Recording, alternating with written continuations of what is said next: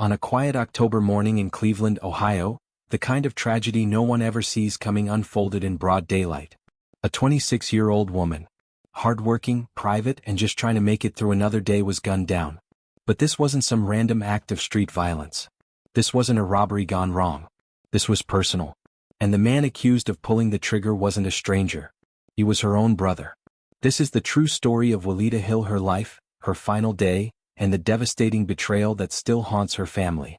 Willita Hill was just 26 years old. She worked at a Walmart in the Steelyard Commons area of Cleveland, earning her paycheck and staying out of trouble. People who knew her say she kept to herself. She wasn't flashy and she didn't go looking for drama. She was simply living her life. But like many people in the city, life hadn't been easy.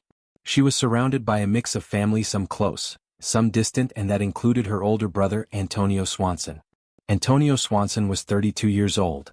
His name was already familiar to local law enforcement.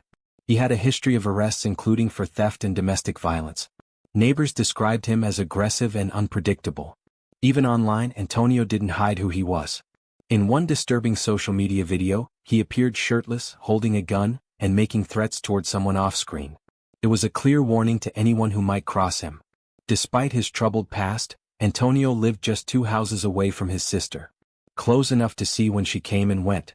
On the morning of October 23, 2019, something small sparked something deadly. Willita and her boyfriend reportedly used Antonio's car without his permission. It might have been meant as a quick favor. A ride. An errand. But Antonio didn't see it that way. When they returned the car, an argument broke out. Witnesses would later say it was loud and intense. And then, everything escalated. Antonio pulled out a gun and fired. Multiple times. Willita was hit in the chest and collapsed in the street. But it didn't stop there. As she lay wounded on the ground, Antonio walked over and shot her again twice. At close range. She died right there outside her home. After the shooting, Antonio didn't wait. He fled the scene on a bicycle. Armed, angry, and desperate to avoid arrest. It didn't take long for police to identify him. A warrant was issued and a citywide manhunt began. The U.S. Marshals Service was brought in to assist. Flyers were posted. Photos were circulated. People were warned. He was considered dangerous and possibly still armed. For 5 days, Cleveland held its breath. And then, on October 28, they found him. He was hiding in a home on Crestwood Avenue, not far from the crime scene. He was taken into custody without incident. In the days that followed, family and friends struggled to make sense of what had happened. A sister taken. A brother in jail. Police described the shooting as targeted and personal.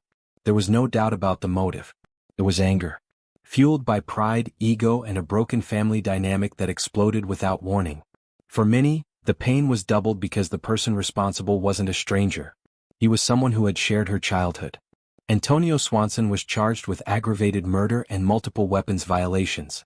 His criminal past and the violent nature of the killing made it clear.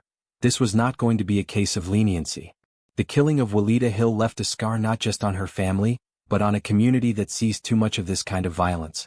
A woman who went to work every day and stayed in her lane. Gunned down by the person she should have been able to trust. No one wins in a story like this. A young life is lost. Another is wasted behind bars.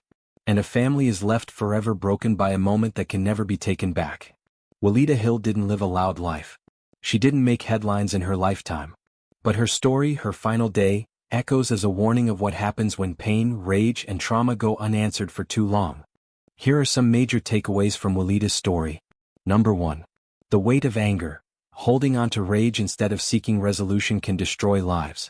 One moment of fury cost 2 lives. Willita's and her brother's freedom. Number 2. The fragility of life. In just seconds, everything can change. Cherish those you love. Forgive.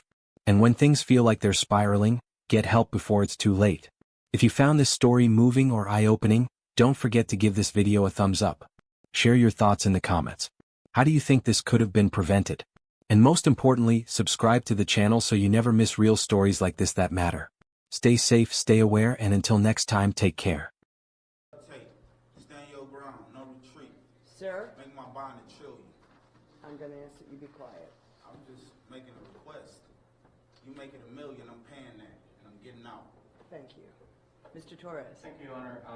My understanding is that he is demanding, so the date will be November 7th. November Now, 7th?